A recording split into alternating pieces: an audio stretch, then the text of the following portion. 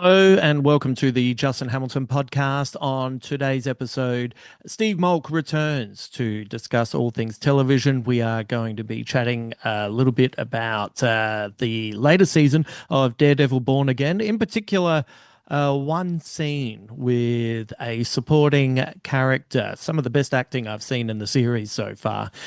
We also touch on Margo's Got Money Troubles, a new series that has started on Apple TV. The first three episodes have dropped, but I've just watched the first one because I enjoyed it so much. I didn't want to watch number two and three immediately. I want to pace it out. So we discussed that.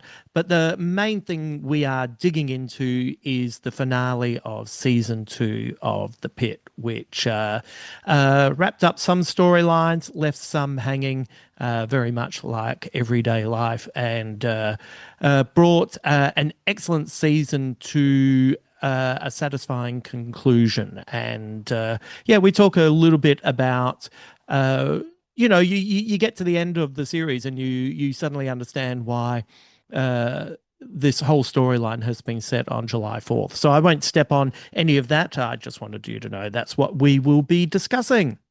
What else can I tell you? The latest newsletter is dropping. If you're listening to this first thing in the morning, the next newsletter will be dropping at 10 a.m. today. It comes out every fortnight on a Tuesday morning. This is my way of connecting directly with you and avoiding the algorithm. So if that feels like and sounds like something that would appeal to you, you can head to my website. It's all on the front page and you can sign up. And basically, every couple of weeks, I'll just be sending you a catch-up email, be giving you cheaper tickets or free tickets to shows. In the latest one, if you sign up, you can get cheap tickets to my next comedy show in Brisbane in June. I'll also be recommending things that you might like to watch, read, or listen to. And also just kind of keeping you up to date with what's going on in the various areas that I'm working. If you like my writing, I'll keep you updated about Substack. If you prefer the podcast side of things, what's happening over at Patreon and on the regular podcast. If you like to watch my stand-up, I have two shows over at my YouTube page. So yes, essentially it's an opportunity, as I said, to avoid the algorithm. So I am a completely independent artist. I don't have any management. I don't have any agents. I don't have anyone producing me. So basically, I want to be able to get direct communication with you. So if you'd like to sign up, or if you know someone who might also like to sign up, head to justinhamilton.com.au and you'll be able to get that thing rolling. What can I also tell you? We will have two more podcasts this week. I'm not sure when I'm going to drop the third one. Maybe I'll drop it Friday. Maybe I'll drop it Saturday. On Thursday, Dave Anthony returns and we discuss everything from hypocritical comedians to American politics to people being forced to eat humble pie on the big stage. We talk about getting older. We talk about RFK and his desire to do weird things with dead animals. And as always, we finish the episode with a follow-up with what's happening with Dave's son, Finn, as he continues his high school baseball career. His son has a rocket for an arm, so it has something that has just kind of developed in our episode, so I like to check in with that. And then we've decided we're going to go fortnightly with the quiz podcast. Brydon Coverdale, who you will know as the Shark from The Chase Australia. Our first episode went down so well, we've decided it's going to be a fortnightly podcast. You can play along at home. You can watch it on YouTube, or you can just listen while you're driving or doing the dishes or whatever, but it's interactive.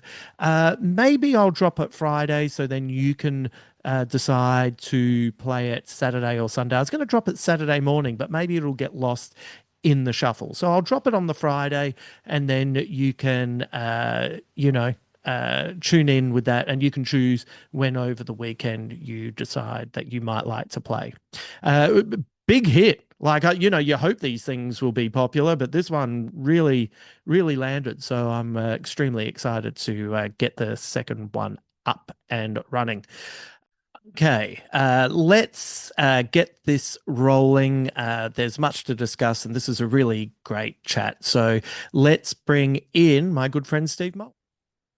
We are going to get to the finale of the Pit in just a second. So much to discuss with that episode. And of course, because it's the final episode, a summation of season two. But I just wanted to throw two things out in your direction to Sure. begin with. One is I watched the first episode literally this morning of Mm. Margo's Got Money Troubles. I'm long time, fan of Michelle Pfeiffer, Yep. probably one of the first actresses that I had a real proper crush on as a kid, and she has Yeah. continued to never disappoint me. Had a crush on her because not only was she, of course, beautiful, but a great actor Killer too. actress. Yeah. So I was keen to see this show because of her, and I have loved.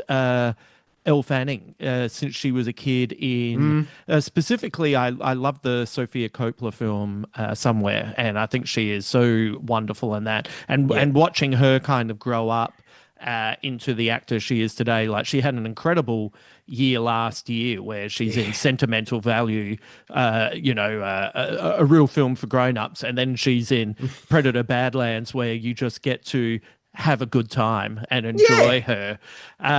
So I was keen to check out this new series, and I've watched the first episode, and I just thought it was wonderful. Mm. Elle Fanning plays Margot. It's no shock to the title that Yep. she ends up with a child, and she ends up being a single mum. The first episode, not every TV series has to be hour-long episodes. This is about Yeah. 37 minutes. Take away the credits, it's probably about 32. Mm. It just powers through the story. The characters are beautifully set up. Watching Pfeiffer and Fanning opposite each other is an absolute treat. They Glorious. are a perfect match physically and acting styles to Mm. play mother and daughter.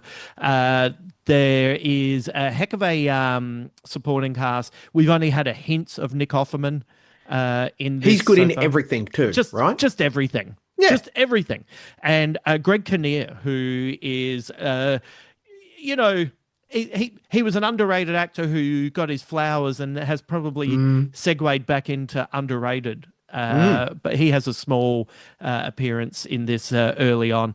I'm locked in. I'm ready to go with this Yep. series. It was funny. It had beautiful scenes between all the characters. Everything made sense. Yep. And I guess, particularly as someone who comes from a single mum background, it was an opportunity for me to almost live through decisions that mum would have had to make, Sure. from the other side of things. Mm. And I just really recommend it to everyone just off the back of the first episode. I'm so glad to hear this, Hammer. This is at the Mm, top of my must-watch next list. mm, Because the first three episodes, I yeah, think, dropped this week on Apple TV. yeah, And there's only 8 in the season. Like, yeah, it's a sharp, fast, tight idea, and not limited series. I think the intention is it's going to be a multiple season story. yeah, I hope so. All the reviews, all of the reviews of people that I trust Mm, have come out and said it is great. This is going to get so much Emmy buzz. Like, it's going to be, it'll have some competition, but as mm. far as a new entry into the foray, everyone could walk away with something. Just Yeah. from what I'm hearing. Yeah, David E. Kelly is adapting the novel, Mm, and he's got the runs on the board. He's one of those mm, writers that sometimes what he creates clicks for me like you wouldn't believe, and sometimes I watch and I go, that just wasn't for me. But yeah. even the things that weren't for me were well made. Yeah. Oh, he because he did.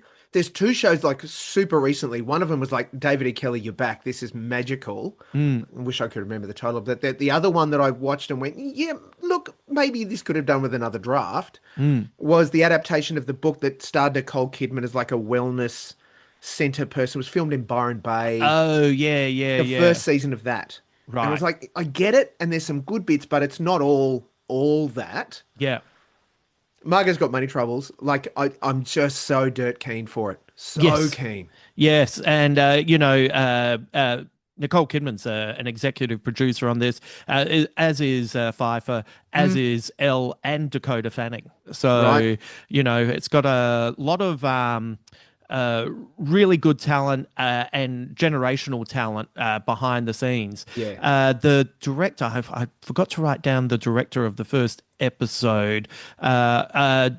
Debala Walsh. I don't know Okay. her that well. I know she's made episodes of EastEnders, Shameless, and The Tudors, etc. But I think she does a remarkable job of visually giving you a stimulating story that Mm, moves quickly. Like a lot of time passes, but never to the extent that you lose the emotional thread that good. takes you from the beginning to the end of the episode. But Right. I laughed out loud quite a few times, and we are recording this on a Saturday. I watched this at 10:30 this morning Oof. and Yeah. was like, if I'm watching something at 10:30 in the morning and laughing out loud, like Big ticks. I'm locked in. So Yeah. that's Yeah. that's my big recommendation for Good. anyone who's looking for something new to get into.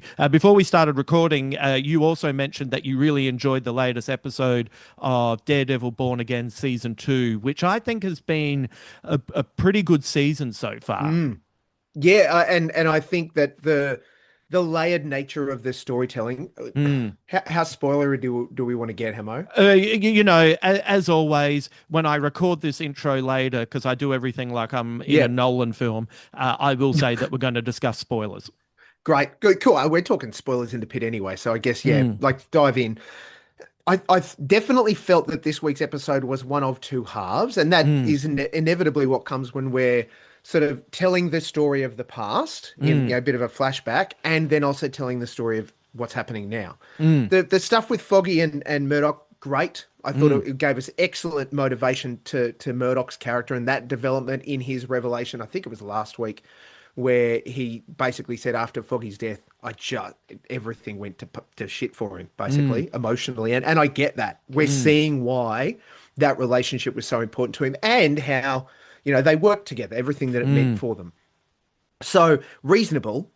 However, it's the modern day aftermath of that boxing match mm, where I'm gonna stick my neck out and say mm, both Vincent D'Onofrio mm. as Fisk, Mayor Fisk Kingpin, and Michael Gandolfini, Oh man, both of those guys yeah, absolutely smashed every part of whatever brief they were given. yes, yes, There's a moment where Gandolfini's sitting in the car with the fixer guy who's mm, gone in and he's off. He knows he's in the shit. mm, And he's gone into a mum and pop hardware store. Can I help? No, no, you wait there. He mm, comes back out with a shovel mm, and a saw. mm, And apart from you just see the tension in him before the guy arrives, like just in the car, he's almost going to water. And then the guy comes back and, mate, I don't, as an actor, how do you make the blood drain from your face at will? Gandolfini was channeling The Sopranos. He was in an Oh, episode of The Sopranos yep. in that moment. You're absolutely correct. His abject terror and Oh, panic, and watching him, uh, and once again, kudos to the writing and the yep. directing to Yep. trust Michael Gandolfini to give us everything we need. You didn't have to do cuts. You didn't have to go away or come back. Just allowing the camera to sit on him Mm, and watch him go through all the permeations of what he can do to get out of this situation or what's the best move. yep. And when it comes down to the moment where he has to kind of sell himself as a last second gambit to Yep. maybe stay alive. Wonderful acting. Yeah. And also, I have to say, I felt that it was going to be something else. I didn't think they were going to kill him, but I Mm, think one of the problems and mistakes that TV shows and movies make with superhero foundations is they kill off characters too quickly. yep. And so I didn't trust them to give us the ending that they did because I think it was a fundamental mistake to kill off Foggy. I think Mm, Foggy is such a good character, but I think it was a fundamental mistake in the first season of the Netflix series to kill off Ben Urich. Like these are yeah. two great characters with a lot of character. There's if you want to do something bad to someone, guess what? There's heaps of other bad things. It doesn't always have to be death. And you know, the Foggy Matt Murdock flashback Mm, was really excellent to help justify why Murdoch wouldn't kill off Bullseye. yes. But getting back to the Gandolfini part of things, as you said, how he managed to make the color drain from his face, Just and amazing. it was phenomenal. And I'm ready. Give that kid more to do because he Oh, is ready to cook. yeah, 100%. And even down to, I mean, let's get super nerdy, right? The Yes. lighting and the color Yeah. of those scenes when they're out on their road trip, it Yeah. absolutely is the Sopranos, we've gone for a drive. Yes. You know, there was those kinds of moments. Yeah. And I just felt every part of it. And then when they're having like they're standing behind the car, that last minute negotiation, and he gets him to pop the trunk, Yeah. and that surprise, and it's like, oh fuck yes. Yeah. Like because again, like Gandolfini, his character, the way he responds in Mm. performance to seeing what's in the trunk, it's everything. He, Mm. he he is relieved and Mm. overwhelmed, and then also sunk with the depth of what he is now expected to do. Mm. Um, and even the choice he's given is like talk about your throwaway comedy lines. Yeah. Just so good, Yeah. so good. Yeah. And meanwhile, Vincent D'Onofrio is just a ball of rage Yeah. at Yeah. and goes from a ball of rage to complete relief and expression of deep love to a ball of rage again. Yeah. It's no.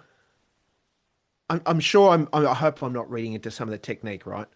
When they filming Gandolfini, he's framed as he should be, a little bit smaller because he's a Mm. big dude anyway, but Mm.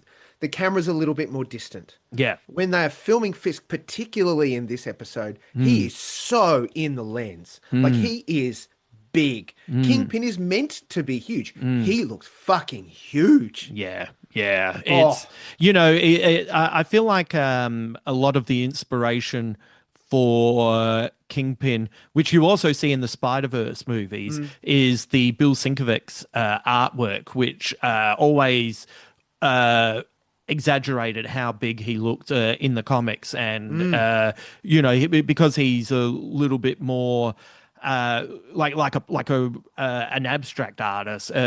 Sometimes Kingpin almost looked formless. He was mm. so big, and I think you're correct in that. I think they do film him really close, and so you never forget how big he is, how powerful he is, and his ability to flip between being genuinely compassionate and in love with his wife Yep, and worried for her, and that split turn into rage is exactly what that kind of guy is.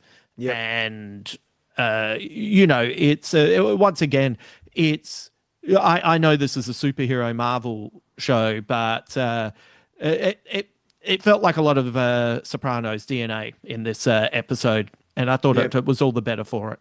And it means that this series, season two, is just continuing the high bar that was set by it Yeah, for it, and casts a fucking huge shadow Yeah. over all of the other Marvel stuff that we know is about to come. Yeah.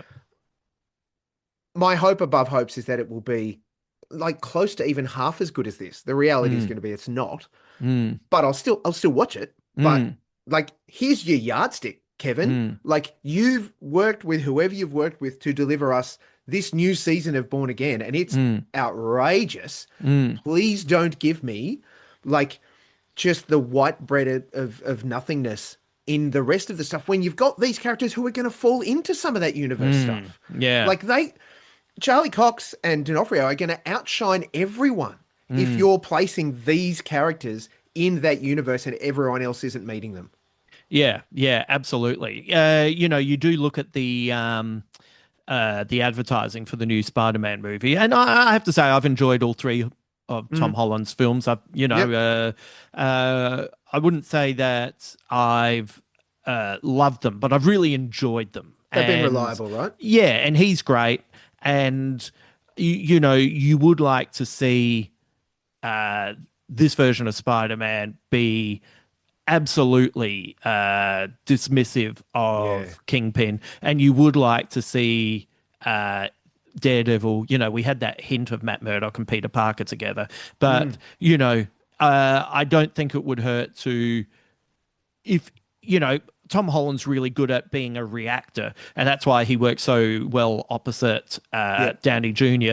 If you wanted to kind of keep that dynamic, having him opposite Charlie Cox as a yep. new street level mentor, I think would work for both actors and for both characters.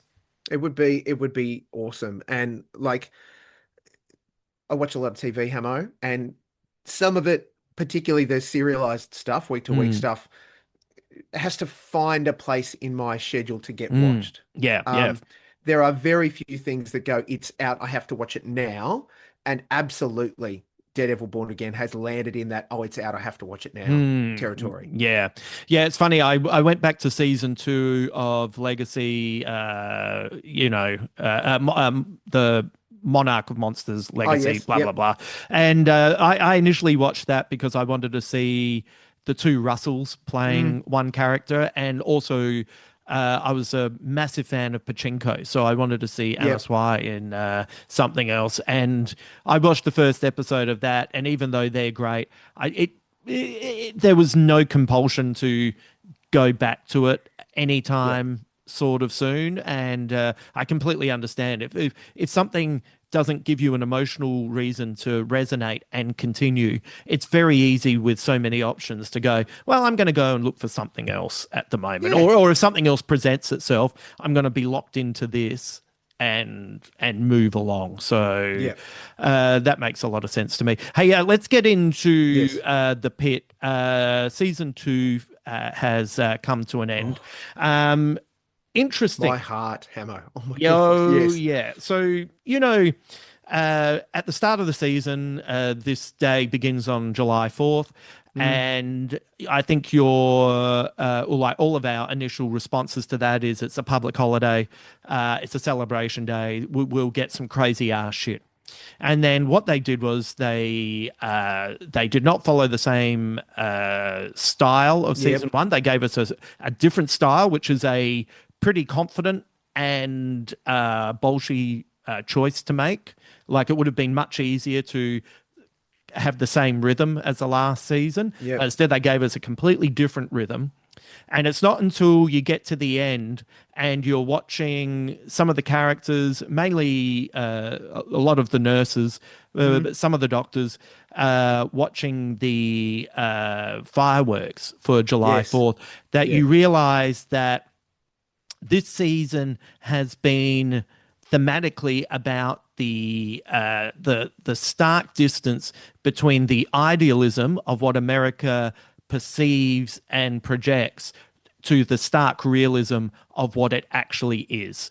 yep, And the idealism is so far removed from what they're able to achieve because yep, we've seen over the course of this season the foundations of something as important as a hospital is full of people who are burnt out, who yep, are on the edge, who are doing their best and have very little support. You have new situations like ICE agents coming in who Yep. have no right to exist as any type of organization, let alone as some kind of security force, Militia. Yeah. striking terror into everyday lives to the extent that some people leave without getting any help. And you have people leaving work early because they don't want to, they know how precarious their situation is in their eyes, not in the real world, but through the ICE agent's eyes. Yeah. And it's been a real statement on America. And I just thought it was a pretty phenomenal season. Mm. Yeah, you're right. It's this aspirational notion of who America thinks she is and Mm, what she actually is. mm, And that America is the people are pushed towards the American dream, right? It's to be the best, pull yourself up from your bootstraps and do all of the things you can become successful. How amazing is everything? mm. And yet the reality of America is just going to beat the shit out of you if you Yeah. you take a hard turn or take a misstep even. Mm, You're right, like gloriously depicted in this. And it also, I think, revealed, just that moment where we're watching them watch the fourth fireworks, mm, that they, as this group of people who are bonded as much through work as trauma because it's their work, mm. um, finding a moment to see, like we all wonder, right? The glory of fireworks is that it's actually a pretty simple chemical reaction. Mm. Yet when the things go bang in the sky and they make the nice patterns and stuff, it's awesome. Yeah. Because that's not everything we see every day. It's this incredible thing and inevitably tied to celebration. So, of course, that brings a whole bunch of feeling to it. And to have them almost collectively taking a breath out Mm, after another crazy busy day mm. and sort of sitting in the presence of each other, to see Dana sort of embracing one of the nurses and It just was like, Perla. Yeah. sorry, yeah, yeah. Yeah. And And just, Perla's crying as well. Like, she's, here's a woman of color who is, had a pretty stressful day and seen some terrible things happen. And once again, there's the divide between what you have and can achieve and what oh, you're projecting. because what is the fourth all about, right? It's Mm. Independence Day. It is about America, this little upstart of a colony, telling the Brits to get the F out of town. Yeah. We got this, right? And Yeah. and having to fight their way out of that position to show that we are able to do this. Mm. This is a whole new opportunity for us, and that's the dream that's sold. There is a new opportunity here, Yeah. and yet every part of America seems to be just chipping away at that, or cutting it off, or casting it aside. It's Yeah. amazing. Yeah, yeah. It's it's it's interesting because the season doesn't wrap up every storyline and No. it doesn't leave necessarily on it's not necessarily a cliffhanger, but Mm. it's don't get me wrong, it is a TV show. It will always uh it has to have sort of some TV tropes to make it what it is. Oh, we're ready But for season three, right? Like it's just cool. Here we yeah, come. yeah. But like sometimes there'll be decisions made within the storyline. It's not. It can't be 100% realistic, but it's pretty Mm. close. It's in and things don't get to the end of the day and have a tidy bow There's no wrapped on it. cliffhanger, but there's good question marks. Like really Absolutely. good. What becomes of? How does this function? What about? Yeah. Like even it's not, I don't mean to sound this as a dismissive narrative or storyline. What happens to baby Jane Doe? Yeah, like there is a kind of like I doubt this is what happens, but there is almost a moment where you're like, is Dr. Robbie not going to go on his sabbatical and instead is going Become a to dad? adopt a child? Yeah. Mm, Let's dig into the please. characters. We have seen the slow mental disintegration of Dr. Robbie over this day. I still think, in many ways, even though this is 10 months after the last Yes. episode, the last season, the damage done on that day has not been dealt with, and Mm, and and we're seeing like Dana is still dealing with how she was physically accosted. Yep. We're dealing with we're still dealing with Langdon and his fallout. So, Yep. uh, and what I liked about Dr. Robbie this season is, and I really do think some fans need to understand how characters work. Yeah. He's not perfect. And that's what makes him compelling. That's what Yes. makes him interesting. And that's what allows you to have empathy. Like, just because a character doesn't always live up to the ideals that they believe they should have and sprout, it Yep. doesn't mean that they are someone that you should be dismissive. And the Yeah. fact is that Robbie gets it right, and as this season wore on, was getting it wrong Mm. on more often. Like the fact that in this episode alone, Al Hashimi talks about her issues, and she opens up, and then he whether it's right or wrong, doesn't really deal with it in the most compassionate and Hmm. empathetic ways. And he literally says to her, "Hey, you have these little fits. What happens if someone comes in and the other doctor in charge is dealing with someone, and you, in that 10 seconds, lose a life?" Okay, that's fair enough. But Yep. when he gets called in to that emergency cesarean, there is a hot 10 seconds where he has his own crisis, Yes. where you can tell, and beautiful acting by Wiley, by the way, Mm. where you can see on his face, I can't afford to lose someone as the last person that I deal with before I leave. Right. Yes. And and they have to call him into action. So Mm. that's that's what people are like. People often can give really great advice and then can't put it into play for themselves. People often contradict who they are. People make mistakes.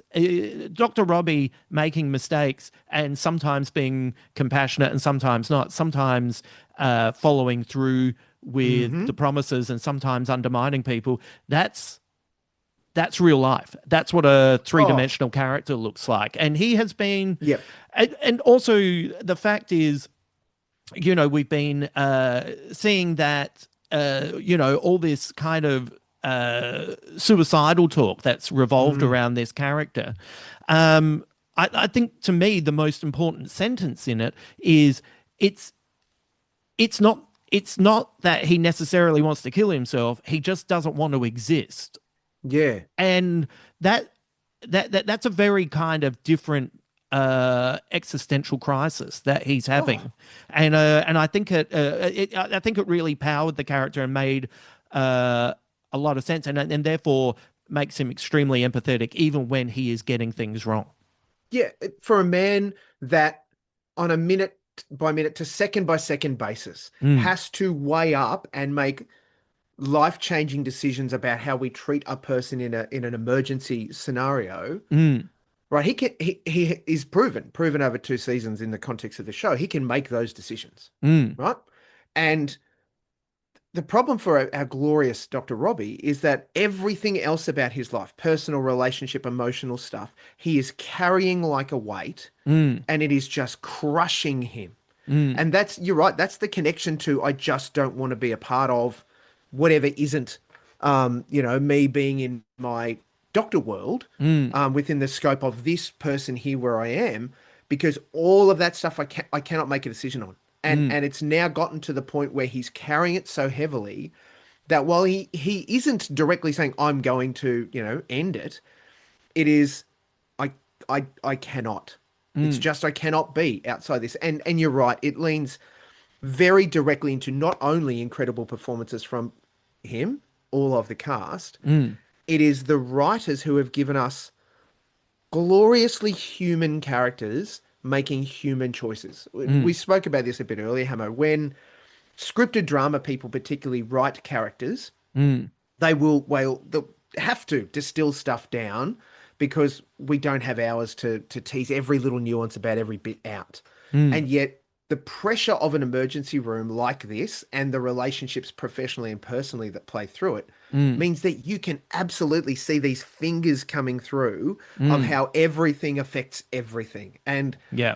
like you've got to be in the real human world now, you've got to be pretty hard to Mm, not let situation over here affect you in this and that and this and this. mm, People do it all the time, amazing, good on them. I'm a complete emotional person and everything touches everything. mm. And what I see with Robbie particularly is that he's not making the quotes right choices. He's making the human choices that work for him as an entirely fictional character who could be an actual real person. Mm, And you're right, that is why we are drawn to him. That is why we question him. That is why we care about him and we see him care. mm. And then also when he almost dissociates Yeah. and go bang, bang, bang, like particularly with Al Hashimi towards the end, Mm, because there's been that tension all day. He hasn't liked the fact that she's come in and has all these brand new ideas that she wants to change everything, including the name, right? mm, Don't call it the Pit, yada yada. And mm, he's like, "Girl, you're here for a hot minute and that's it. Like, mm, don't be changing my everything." mm. And to finally get under the saddle and find out why he's had this, he would put it why I thought something was wrong. I think the reality is Yeah. it's just they're rubbing against each other and it could have gone away as just we didn't get on, right? Yeah.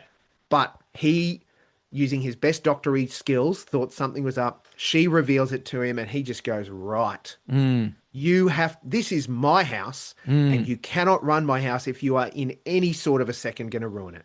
Yeah. So, again, not a cliffhanger. What the hell's going to happen with that? Yeah.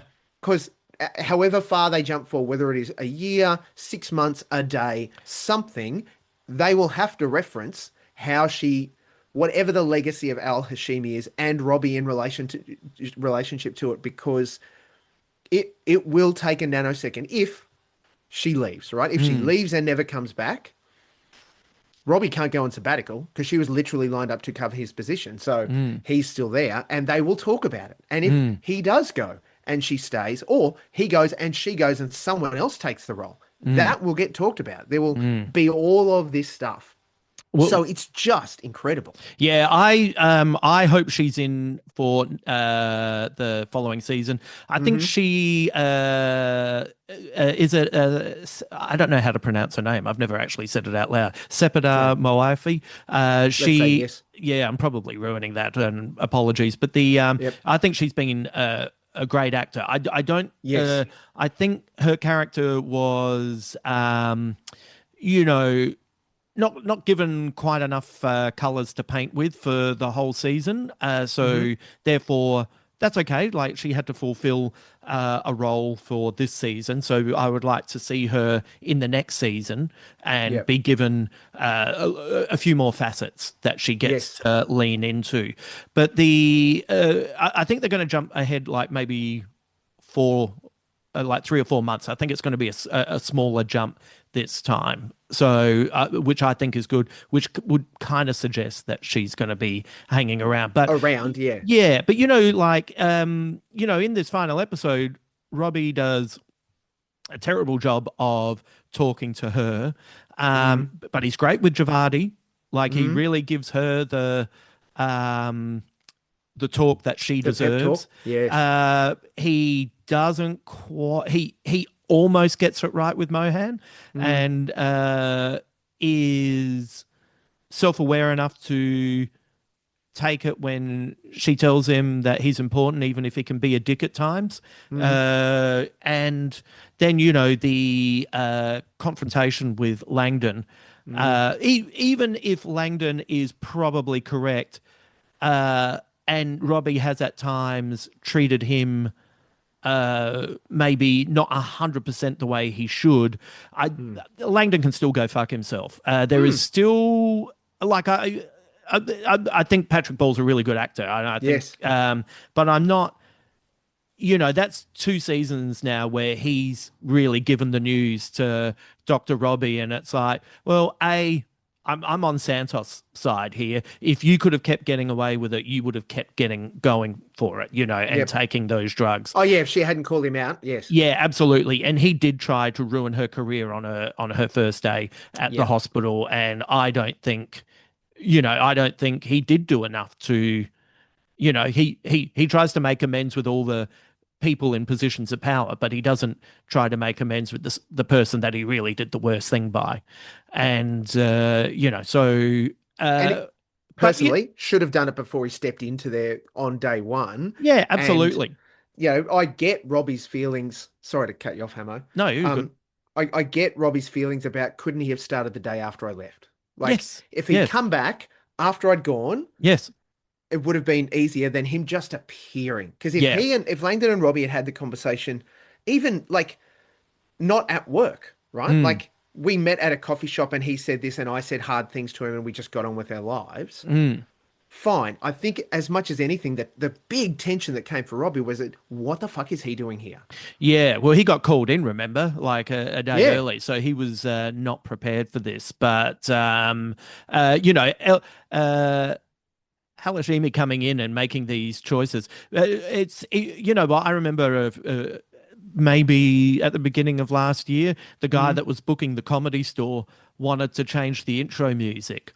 And that's been the same intro music for well over 2 decades. Yeah. And I remember a whole bunch of us, like I acted the way Dr. Robbie reacted when she said, I don't think we should call it the Pit. It's like, don't you Yeah. come in now and You don't start get to do changing that. something that works perfectly. That's right. So I could relate to that. Something else I could relate to because I guess I've definitely felt it at times, but I've also seen it play out numerous times is people who define themselves by their job Yes. being ill-defined in the rest of their world.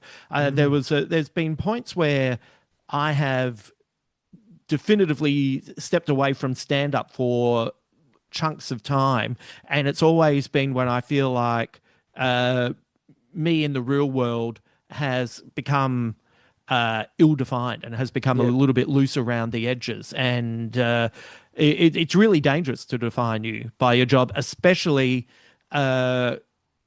Especially over there when you're in a really important job that is not looked after, is not supported, and Mm. people are undercutting you all the time. Well, you know, people in the entertainment industry are having that right now, Yes. where we performers and creators, and I mean real creators. I don't mean I don't want to get anyone confused to think that I'm talking about influencers.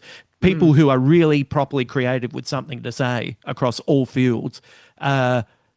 Aren't supported and Yeah. are being actively worked against because the people in positions of power are taking the easy route, whether it is the Every time. systematic Yeah. devaluation of entertainment as art through uh, things not working, so they just go the easy route of shit like reality TV Mm. to now where I know that there are people in real positions of power who are using AI to create stuff rather than using even Yeah. the talent that they manage. So, you know, it's if you define yourself by your job, you are you are in a precarious position depending on what that job is Yeah. because you don't have support and there's not necessarily a way forward, and we have definitely seen that weighing on some of our favorite characters throughout this season.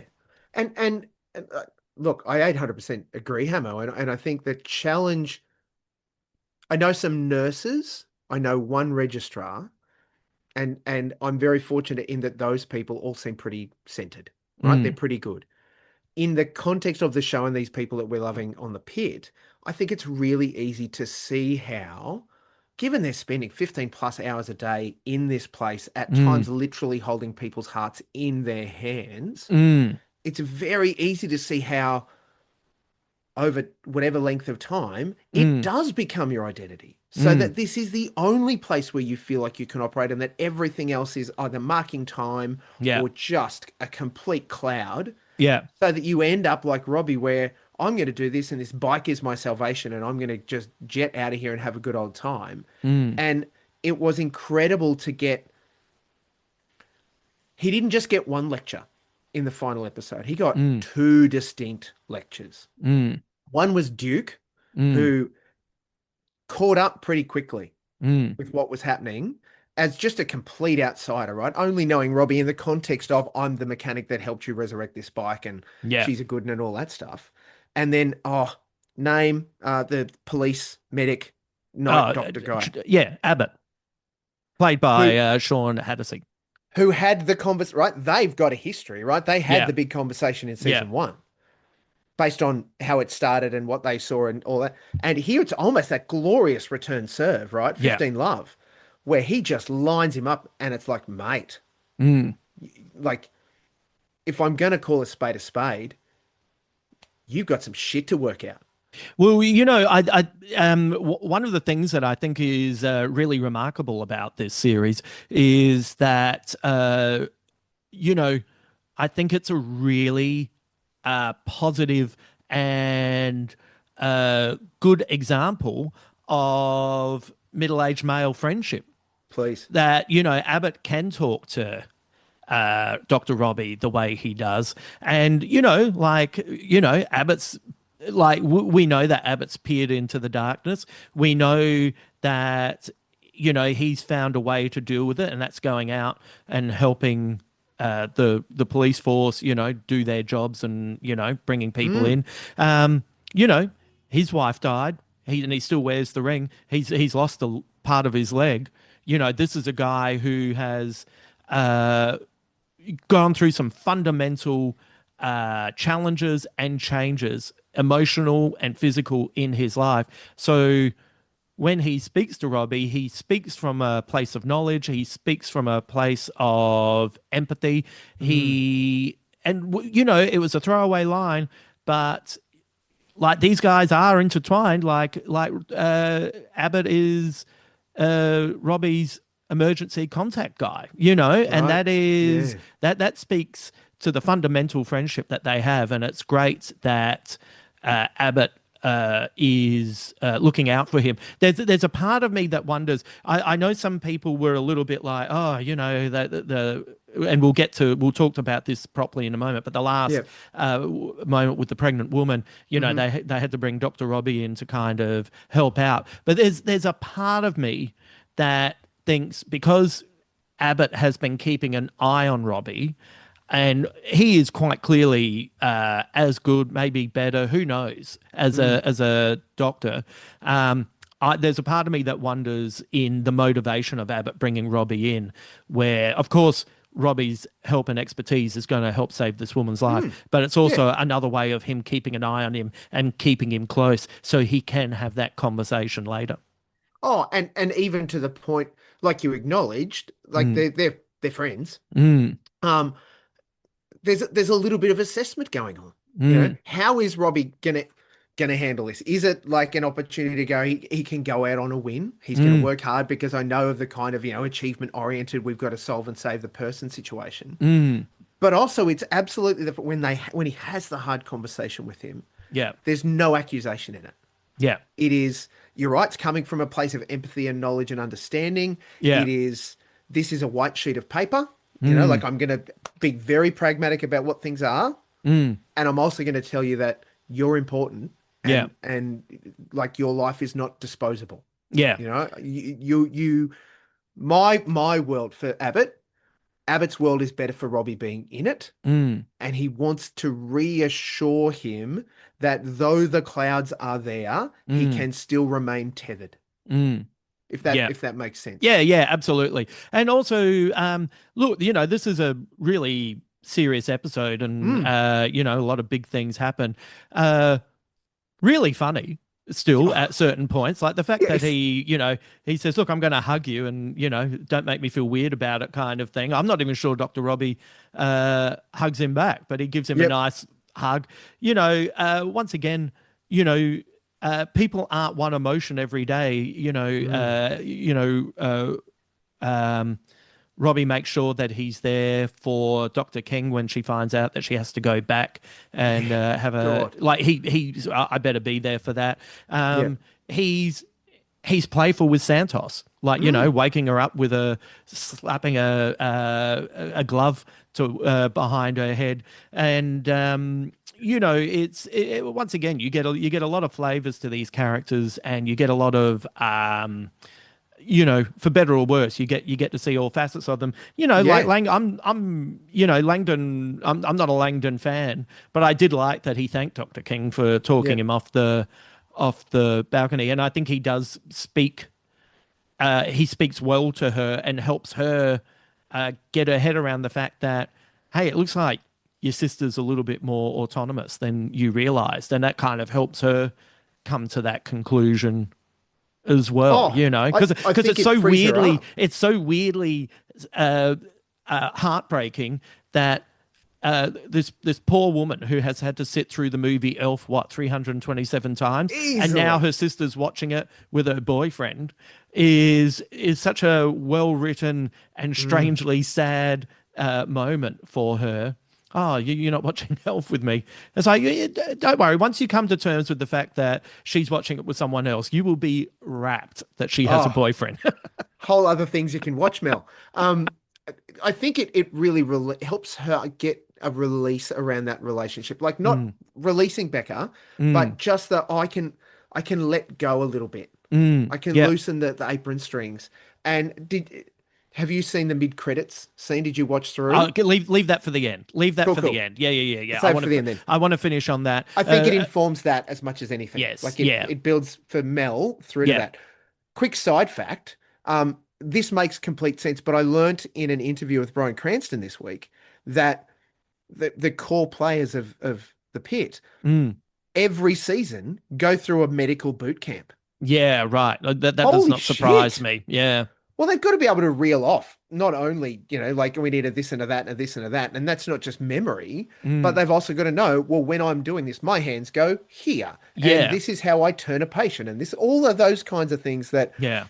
would absolutely take you out of a moment if they said, and now we're going to this, and they just did like you look at that's not how you wouldn't. Well, also you have to have an understanding of what you're saying, so you Yeah, like, so you're believe it. giving the words the right Emphasis. emphasis, etc. So Mm. before we'll finish on the mid credit scene, but before we get Yep. to that, the I reckon the woman who comes in pregnant Yes. and she doesn't what Oh, she keeps saying she wants to have the baby wild, naturally. like Yeah, naturally, wild birth. and Oh, and women have been doing it for thousands and thousands of years, and as Abbott points out, yeah, but with a 30% mortality, right? yeah, yeah. Rate, it's I reckon that is honestly one of the most thrilling scenes Oh, I've seen in any kind of storytelling. That woman's going through what is it? Preeclampsia, is that what yes. the term? And Preeclampsia, then yes. and then it becomes full clampsia, and it is graphic.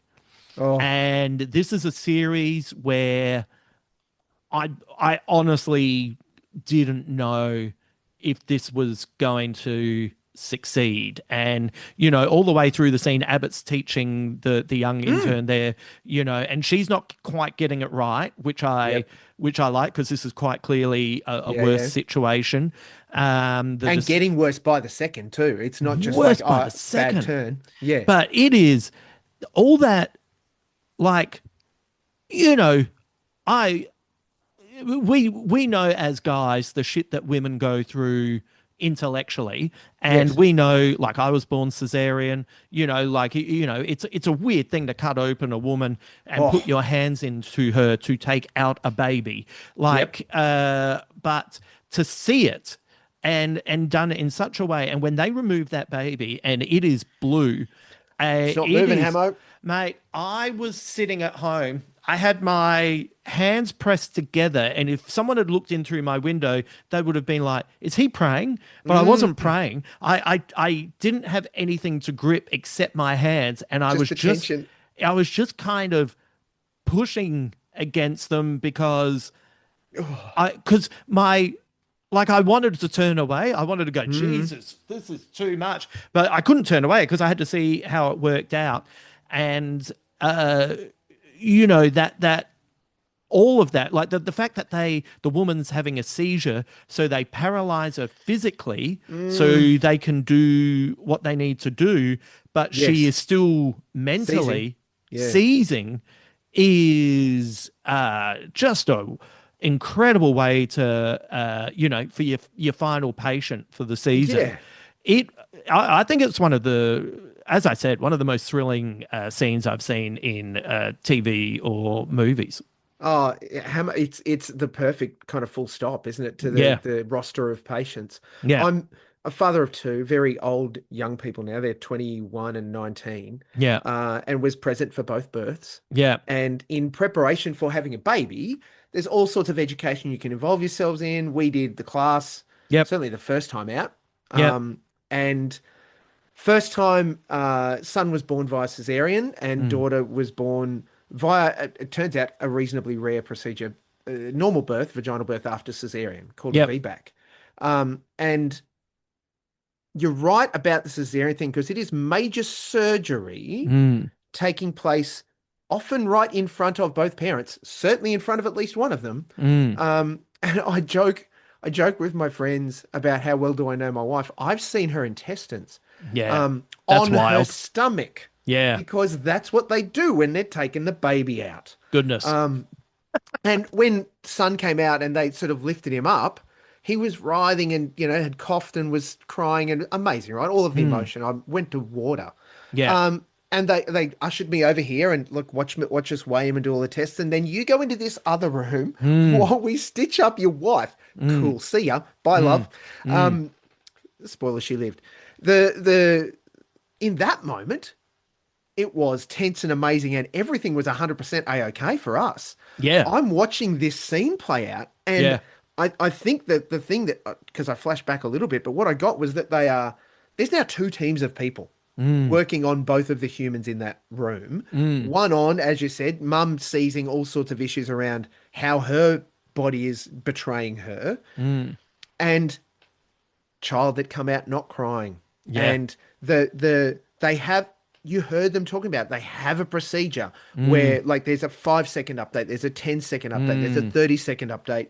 What's the temperature? Is the baby breathing? What's Mm. going on? What's the color? What's their reaction? Mm. All of this to help them determine what kind of care we need to offer that infant, that small human being. And Mm. amazing, right? The baby coughs and comes to life and everything's Oh, great. how relieved were you? Oh, dude, like same. I was Yeah. gripping my legs at the time and didn't realize until afterwards I had a couple of nice little white indentations.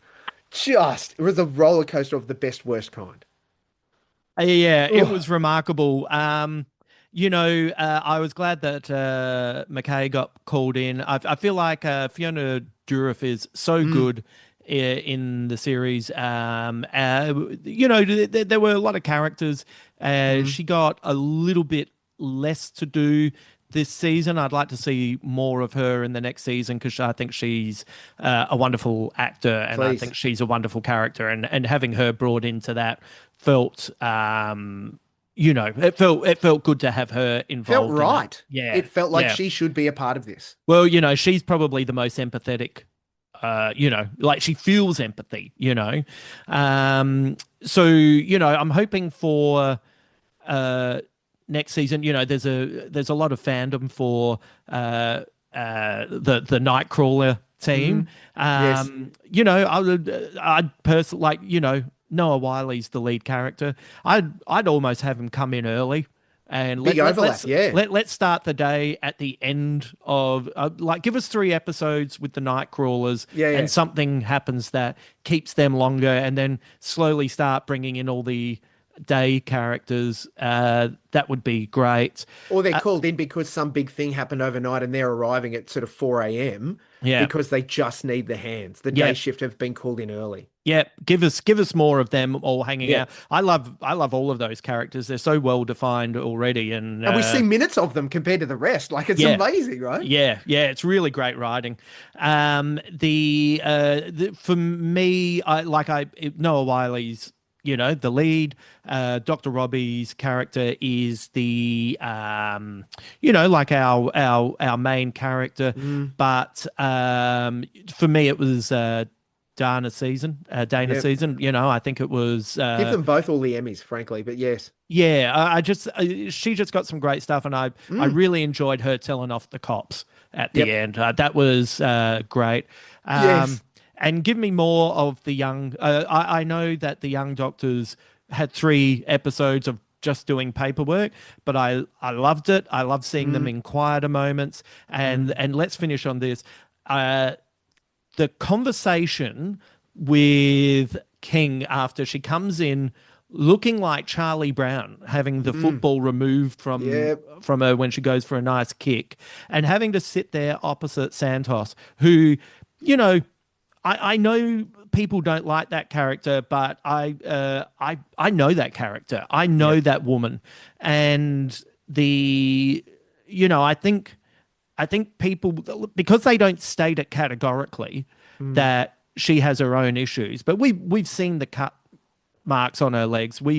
And she uses sarcasm and cynicism as a mm, way to protect herself, yes. and that she just gets so tired at the end and looks at King, and she has empathy for King at Yep. that moment and is like, "Hey, what do you do?" And King's like, "I don't know," and No, says, she "Why don't doesn't know. let's go and do karaoke?" And the idea that they were going off to sing was great, and to get a little Marvel after credit scene of not Mm, only the two of them belting out a song. The song they're belting out is Alanis Morissette. You ought to know the moment while they're singing where Santos just reaches over, takes off King's glasses, removes her hair, and the two of them rock out in yep. character. Was, you know what? I think we all deserve that ending. Yes, please. I mean, the pipes aren't bad either, let's be fair.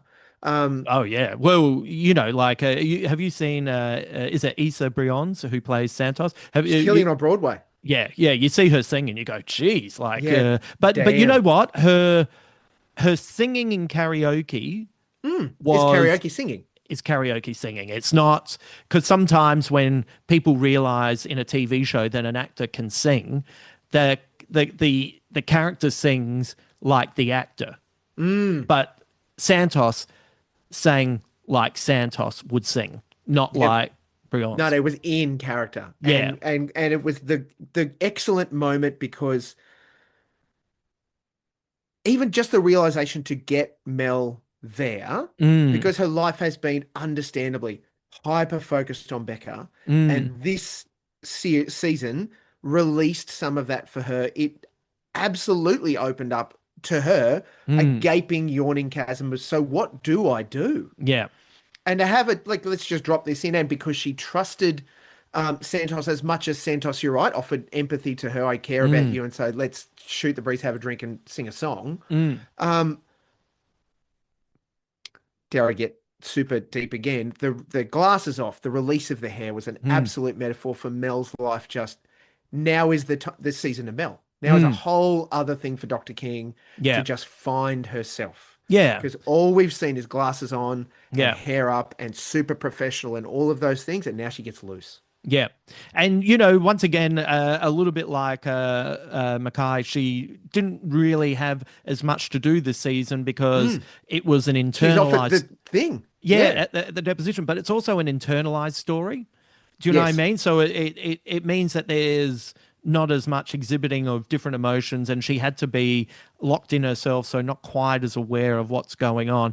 So, I'm hoping for next season, uh, give all those young kids a little bit more to do, a little bit more Oh, storyline.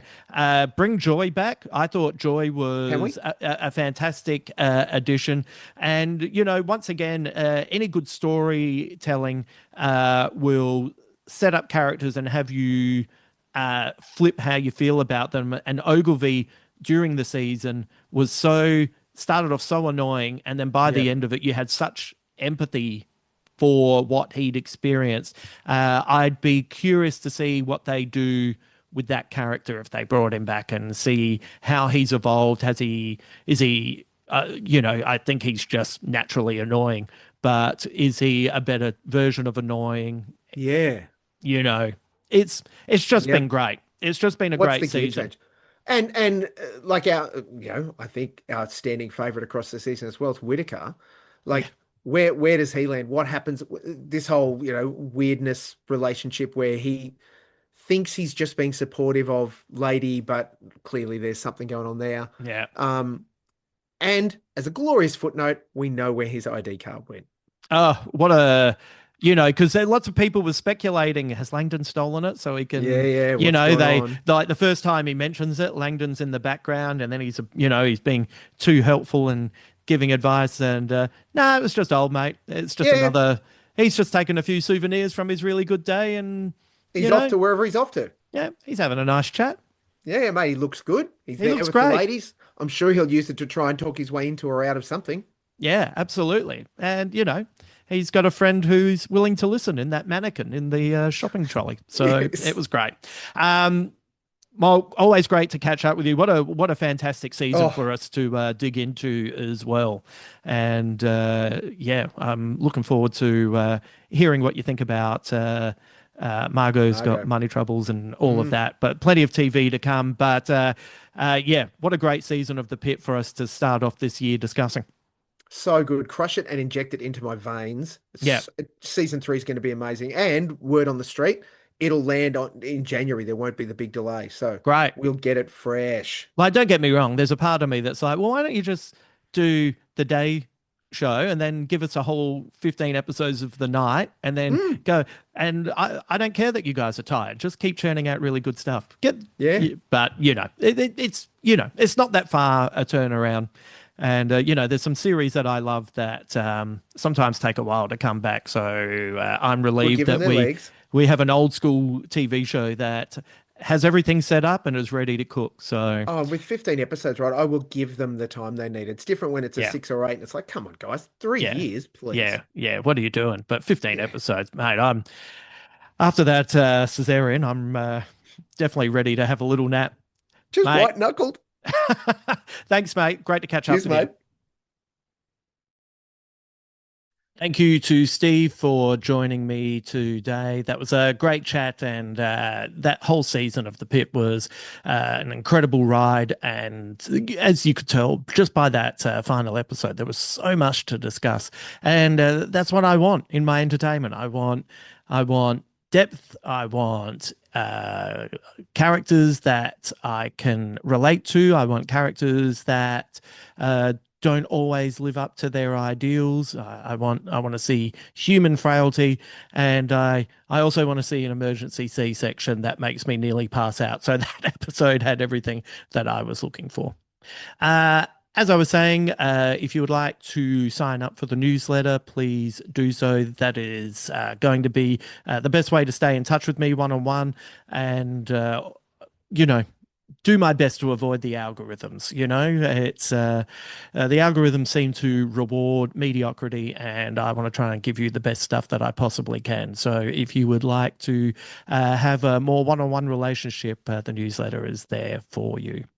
Yes, this Thursday we will have Dave Anthony returning. That is a rocking episode, and don't forget to keep an eye and an ear out for the next quiz podcast. Yes, there's 3 this week. 3.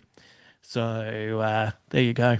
Don't say that I'm trying not to give you some free entertainment in this terrible, terrible time. And yeah, I'm so glad that the quiz has gone well. I thought it was a good idea, but wow, so many of you wrote in, and people who have my number texted, and people replied via the socials. 6 out of 10 seems to be the highest score for the previous one. That's what I got. I got a 6 out of 10. Hopefully I can get that for the next one, but who knows? I have no idea what questions Brydon's going to ask me.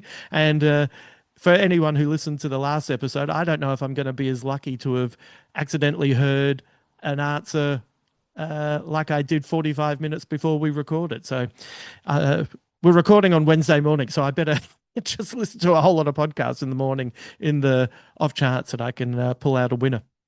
Okay, that's enough out of me. Thank you for listening to this podcast. If you would like to support the work here, but are running low on cash, a top review on whatever platform you use is always welcome. But as I always say, the fact that you're just listening is fantastic.